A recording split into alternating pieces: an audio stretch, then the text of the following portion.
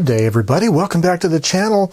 Well, this morning, Sunday morning, was another of our Typewriter Club video gatherings, and one of the things I showed on that video was a package I got in the mail from Gregory Short, the host of the Typewriter Club and also the host of his Poor Typist YouTube channel and blog.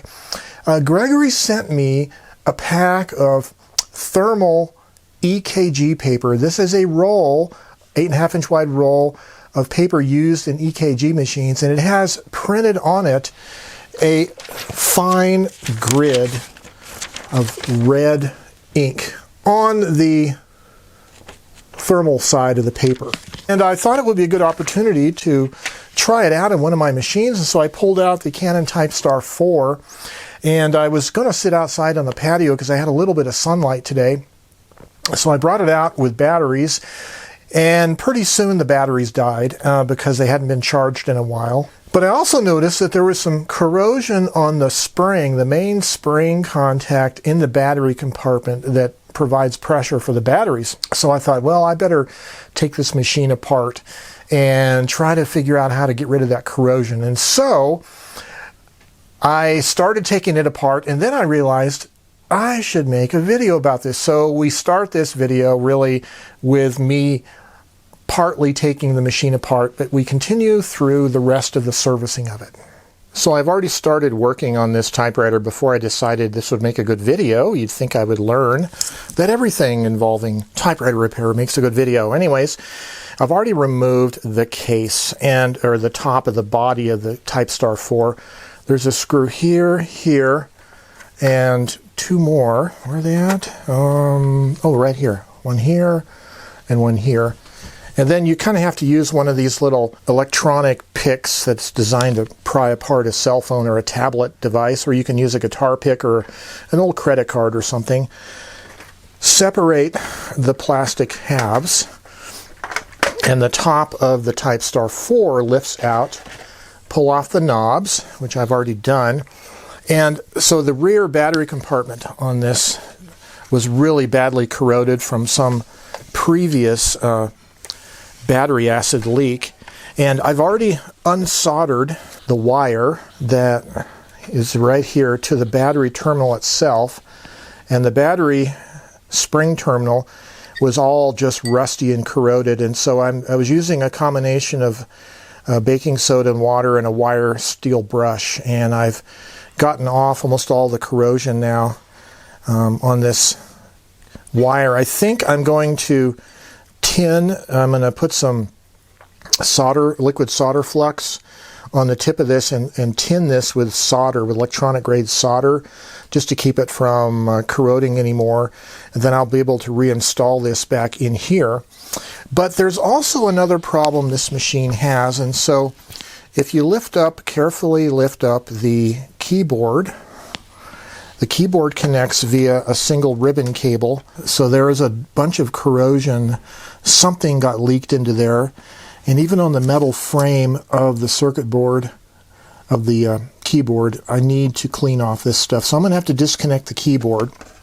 And also, the bottom case inside here is all full of some corrosion, a bunch of stuff. And what I think I'm going to do is disconnect all these connectors and just take the entire mechanical chassis out and the circuit board out so I can clean the bottom of the typewriter case and then deal with this corrosion here. Alright, so luckily these JIS connectors are color coded. Red, yellow, white. Pry them off carefully. And the chassis is going to pull off there, and then over on the other side here is a 2-wire connector. It's actually a 3-wire connector with only 2 wires anyways.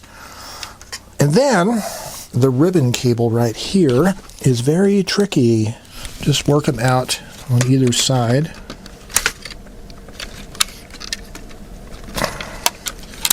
Like that. And in theory, at least, the entire chassis, this one wiring harness here that goes to the battery charging terminals if you're using a rechargeable internal pack. That whole mechanical chassis pulls out right there. Then we have all the yuckiness in the bottom of the case here that we have to clean off. So I'm going to take off the circuit board and the keyboard. Okay, there's some plastic spring contacts, or springs, that hold the circuit board to the bottom of the case. And there's also some fiber tape that you have to be careful with, and there might be a screw right here, a Phillips screw, and of course I don't have a Phillips screwdriver right here for the connector. Let's see. Then we disconnect the strapping tape holding it down to the bottom of the case, right like that. And the whole keyboard circuit board pulls out as one unit. And now we get to see the lovely yuckiness that we have to clean out. I'm going to take this out to the garage and clean it out with my brush and my air hose. Okay, well, so I started with a plastic bristled brush and started brushing all the plastic corners and edges, including in here. It's not perfectly clean yet, but it's a far ways better than it was. And then I went to my steel bristled brush and started scraping all this goop off this galvanized steel plate. Put a little bit of alcohol on the brush and on the part there, and just try to clean some of the rest of that rust off.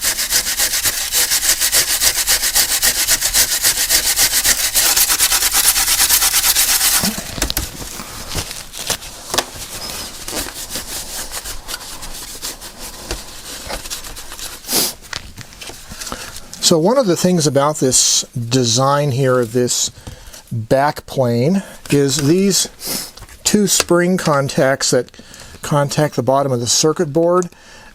They are actually held in place by plastic rivets, which are basically plastic molded studs that stick up from the bottom of the case, and then they're melted down to hold the spring clips in place. I could break those off, including this one here. There's one on the other side over here, and I could remove this whole plate and try to clean the bottom of it, but I don't want to have to deal with then trying to reattach these springs. So the whole idea is to do as little damage as possible to it, and so I'm just going to leave that plate in place the way it is and just kind of try to decontaminate this the best that I can. So I still have a little bit of the residual rust down in these little plastic crevices, so I'm going to take some alcohol on an old toothbrush and just try to dissolve that stuff out of there as best as I can, out of the corners of the case. Air compressor.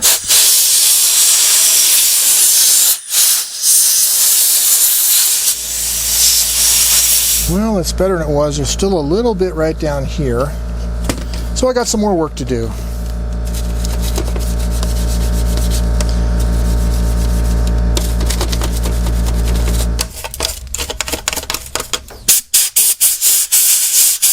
And of course, pause to have some tea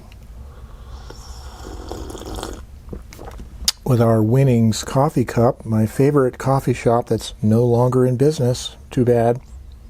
Well, so the bottom half of the case is looking pretty clean now, including the compartment where the spring was for the battery.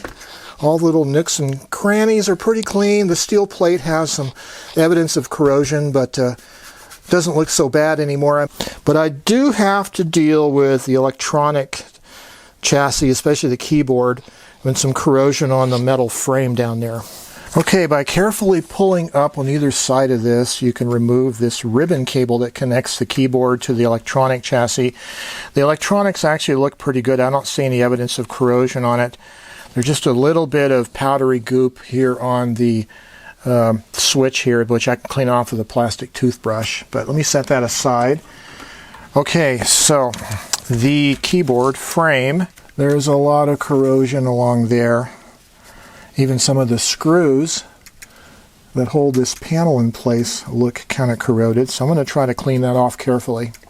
Alright, so with a steel brush, hopefully I can just get some of this off here, keep it from spreading any further.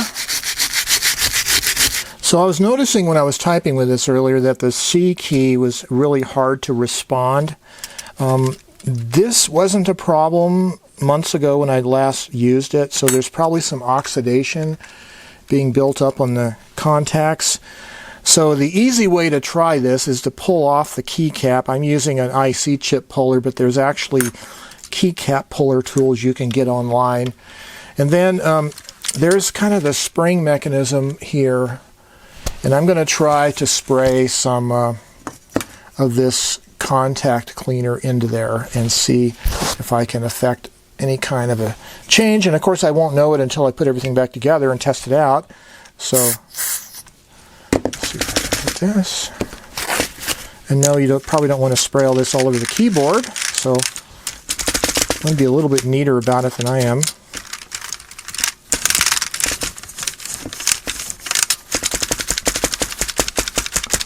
So I'm just trying to make the contact and try to break some of the oxidation loose on the contacts there. We'll see what happens. Okay, I'm going to put this back on, and we will try it out later and see how it works. So in the meantime, I'm going to put this cable back together, and you just want to sort of carefully wedge it back down left to right without putting too much force on it. Okay, I think that's in there. Well, next is the printer mechanism itself, and from the top it doesn't look too bad. There's a little bit of corrosion like rust on the motor, but when you turn it over, all of a sudden, yuck.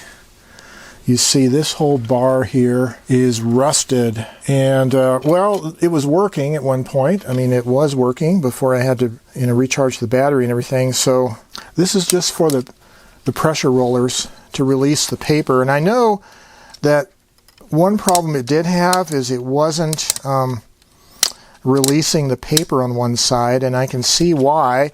Right where this heavy degree of rust is over here, the little plastic pawl, so like there's a little protrusion sticking out here, these two. This one is in place, this one is broken off apparently, so that's the reason why that isn't releasing.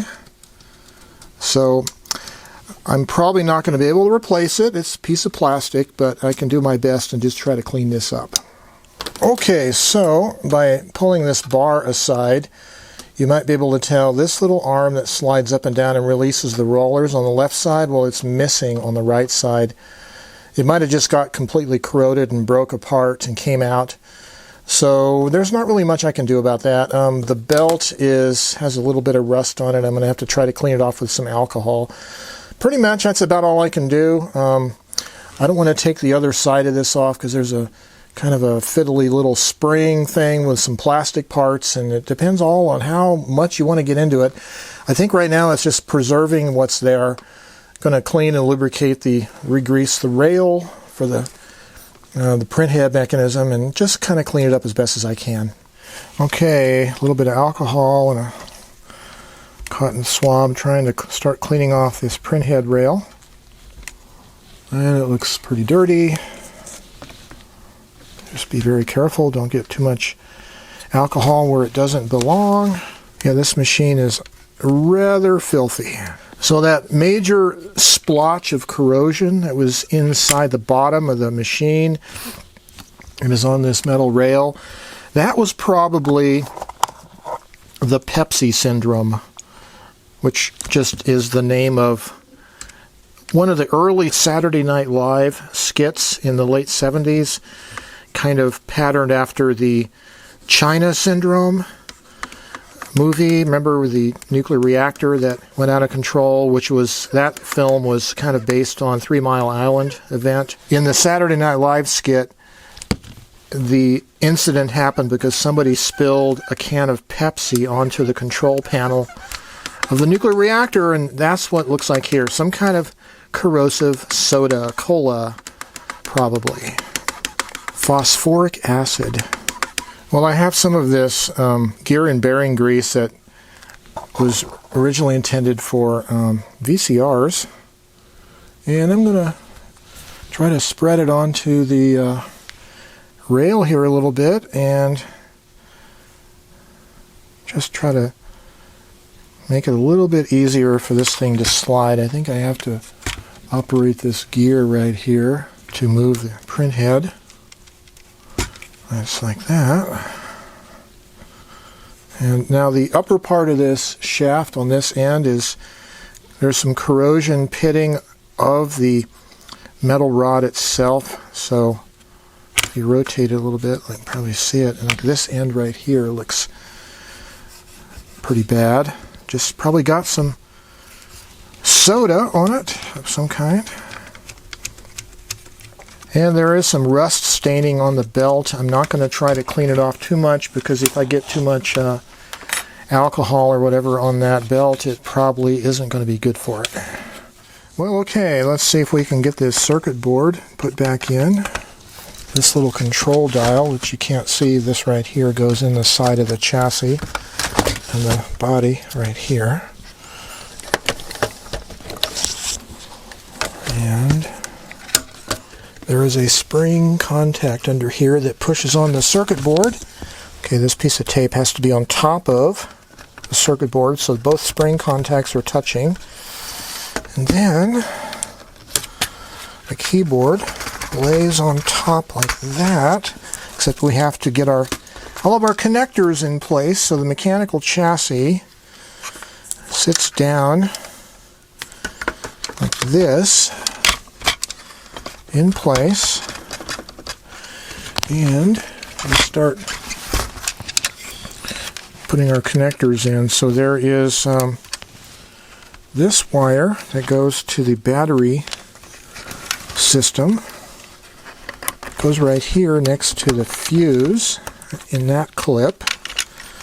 This connector goes to the yellow. This one goes to the red. And this guy right here is the motor that controls the print head back and forth, I think, right there. And then we have our little ribbon cable. Yay. It's always tricky to put these in.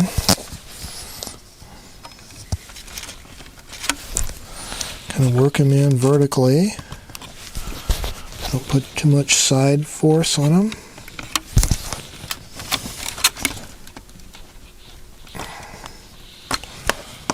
Ribbon cables are always kind of nerve-wracking.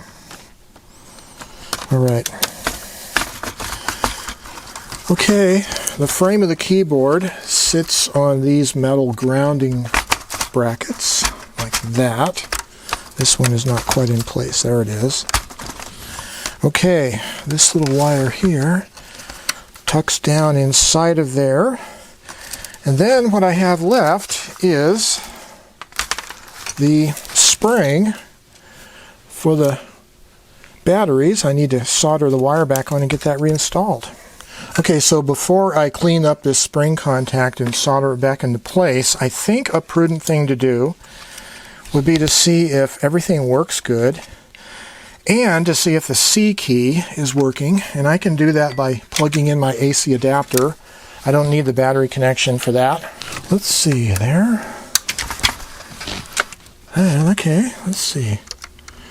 Let's see, what mode are we in? Line print. Let's go to direct print mode. Okay.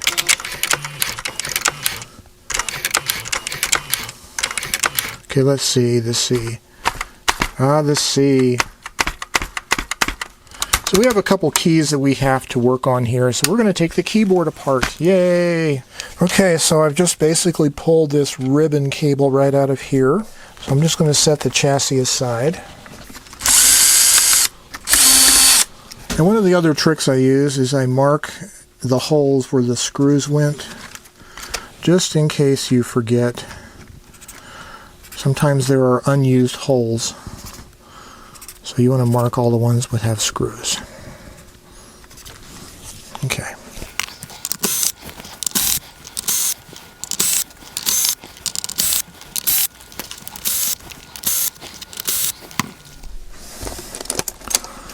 Okay, now inside there is a connector that I need to pull apart. Like that. And these are all the contacts for the keyboard. And each key has a little black, kind of a carbon impregnated tip that does the conductivity for that switch. And what they do is they short across each one of these spiral conductive pads to make the contact work.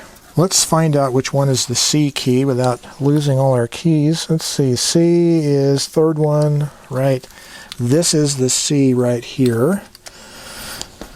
And so what I'm going to do is get some alcohol and a cotton swab and try to...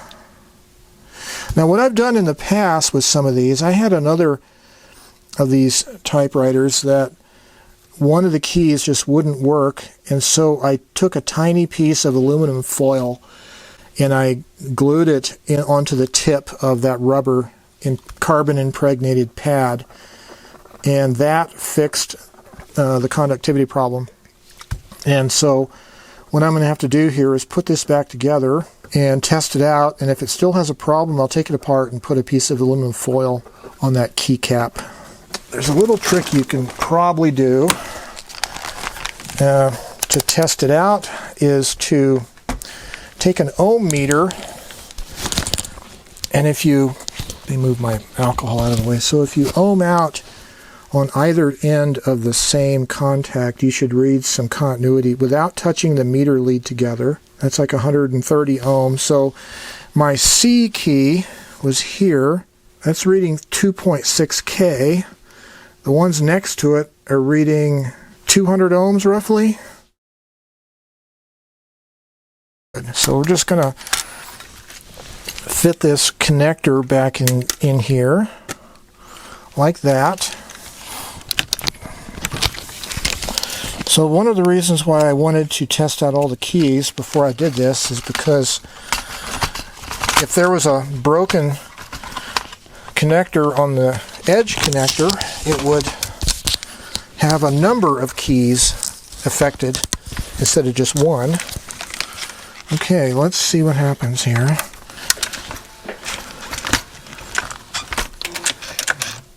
Hey, the C works. Oh yeah, and maybe you can see here, maybe not, the cursor switch is working to the right. I can move my commands back and forth. Okay, that's good.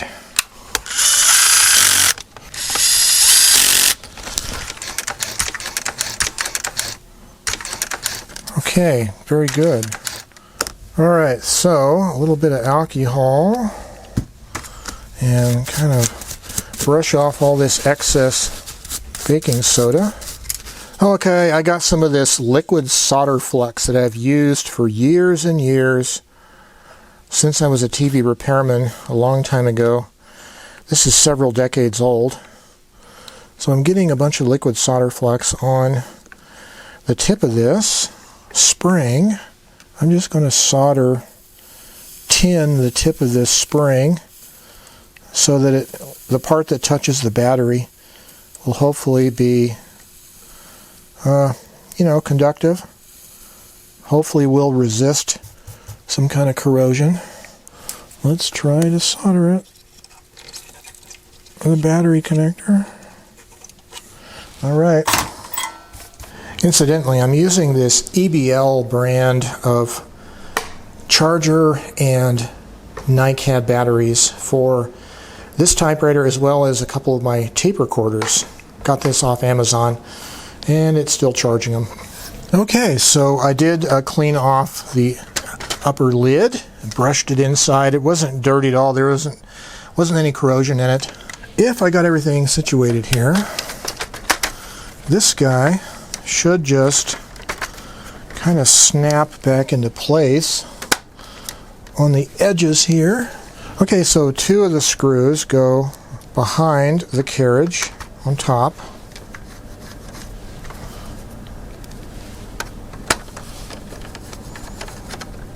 And the other 2 go here and here. So the left one has just a simple knob with a key on it. The right one has the extra long protrusions. And they fit through some slots in the knob to disengage the ratcheting. So there's ratcheting, push in to disengage the ratcheting.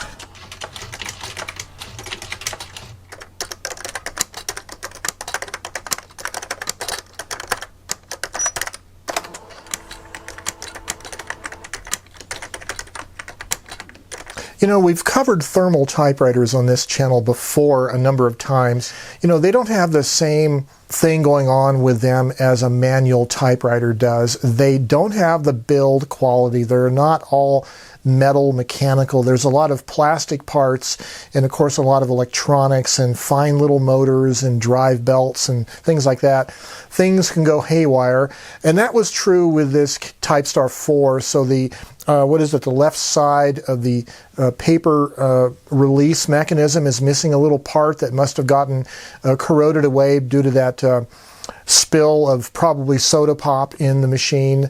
And so that's a little problem. It was pretty dirty. The metal bottom base of the machine, the ground plane was all corroded and all that, but it's working now. And I don't know how long it's going to work for, of course. That's the thing with these electronic devices and thermal machines. But as long as it is working, I'm going to enjoy it. Well, if you guys have any questions or comments about the little repair job I did, leave a comment down below. I'd love to talk with you about it. And as always, we have a new year, the year 2021. I wish you guys well this year. Stay healthy, stay well, stay creative, and have yourselves a great day. Bye-bye.